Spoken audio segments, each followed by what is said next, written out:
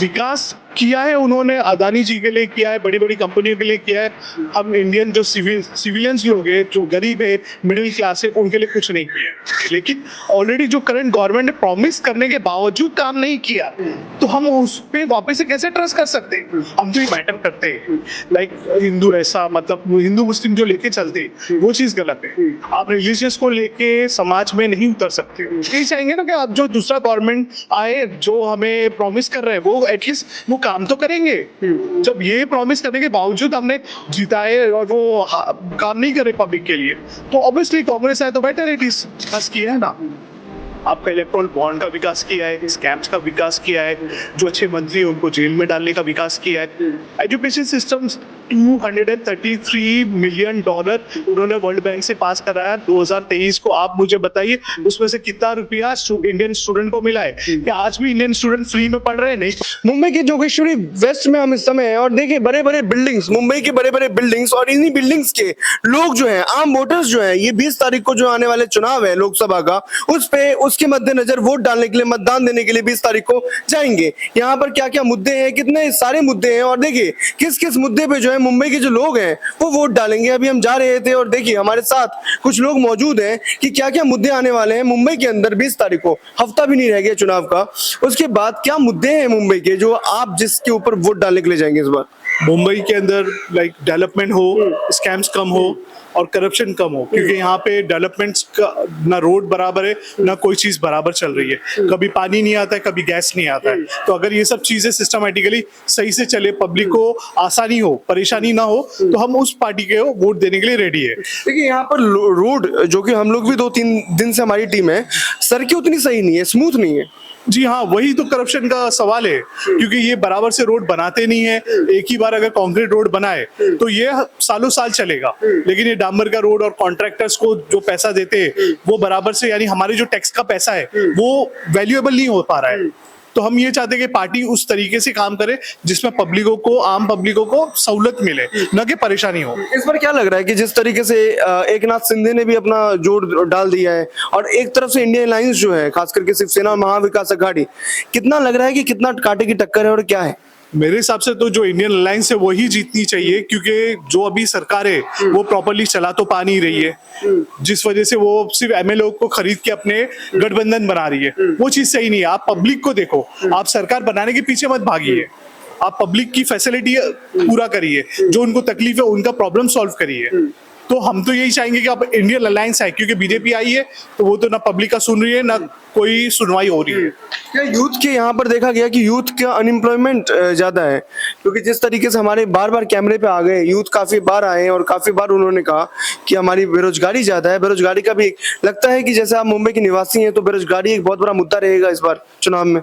जी हाँ, ये तो सबसे बड़ी बात है, क्योंकि यहाँ पे एजुकेशन सिस्टम ही सही नहीं है और बेरोजगारी तो इतनी बढ़ गई है कि लोगों के पास नौकरी नहीं है। लोग सब कॉल सेंटर की तरफ जा रहे हैं। जितने इंजीनियर्स है, जितने बड़े बड़े प्रोफेशनल्स है, सब लोग टोटली कॉल सेंटर्स की तरफ जा रहे हैं। वो सिर्फ यही कह रहे हैं कि यहाँ पे जॉब्स अवेलेबल ही नहीं है, और इतना ज्यादा परेशानी हो रही है लोगों को मुंबई में सरवाइव करने के लिए। तो ये चीज पे भी, ये मुद्दे पे भी गवर्नमेंट देख नहीं रही है, जो करंट गवर्नमेंट है। इस बार जिस तरीके से मैनिफेस्टोस बनाए, इस तरीके से जैसे भारतीय जनता पार्टी ने भी मैनिफेस्टोस बनाए, घोषणा पत्र, अपना घोषणा पत्र में काफी ज्यादा वादे किए हैं, कांग्रेस ने भी किया है। तो किसका लग रहा है कि किसके घोषणा पत्र में ज्यादा जोर है और किसका घोषणा पत्र जन आधार, मतलब आप लोगों तक भी पहुंचा है?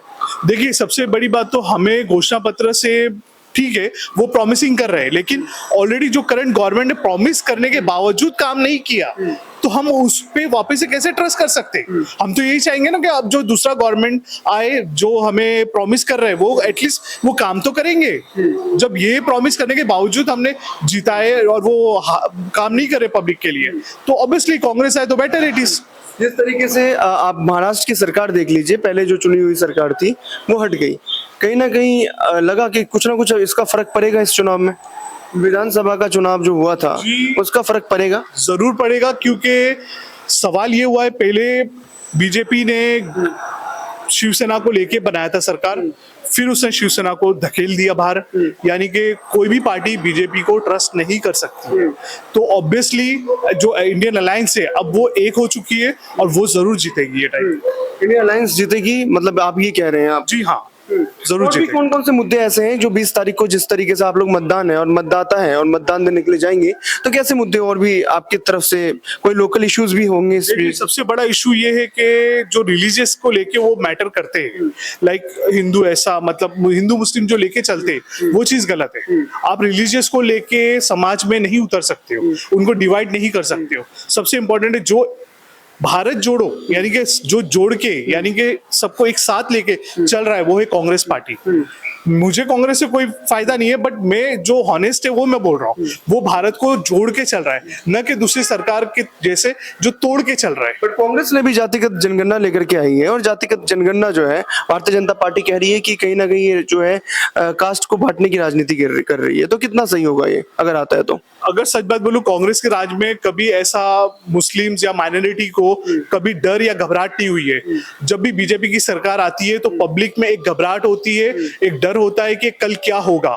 इस वजह से आधे से ज्यादा हिंदुस्तान, अगर आप देखेंगे, चेक करेंगे, तो सब बाहर जा रहे हैं, सब बाहर सेटल्ड हो रहे हैं, क्योंकि रीजन यही है कि वो लोगों को डराती है और वोट लेती है। हमारी पब्लिक बेवकूफ है जो डर रही है, उनको बिना डरे वोट करना चाहिए कांग्रेस को स्ट्रेटली। सरकार दावे तो बहुत ज्यादा करती है कि उन्होंने काफी ज्यादा अल्पसंख्यकों के लिए काफी अच्छा काम किया है, पिछले 10 सालों में काफी विकास किया है। हाँ, विकास किया है ना, आपका इलेक्ट्रोल बॉन्ड का विकास किया है, स्कैम्स का विकास किया है, जो अच्छे मंत्री है उनको जेल में डालने का विकास किया है। एजुकेशन सिस्टम $233 मिलियन उन्होंने वर्ल्ड बैंक से पास कराया 2023 को। आप मुझे बताइए उसमें से कितना रुपया इंडियन स्टूडेंट को मिला है? क्या आज भी इंडियन स्टूडेंट फ्री में पढ़ रहे हैं? नहीं पढ़ रहे, उनको फीस देनी पड़ रही है। एजुकेशन सिस्टम को उससे ज्यादा लोग माँ बाप बोलते हैं कि पढ़ो ही मत, आप जाओ कुछ भी काम करो।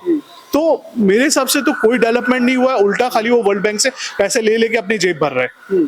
तो जिस तरीके से पिछले विकास का दावा किया है कि काफी ज्यादा विकास किया और बहुत सारी चीजें हैं, तो ये विकास के दावे कहीं ना कहीं इस बार विकास किया है उन्होंने, अदानी जी के लिए किया है, बड़ी बड़ी कंपनियों के लिए किया है।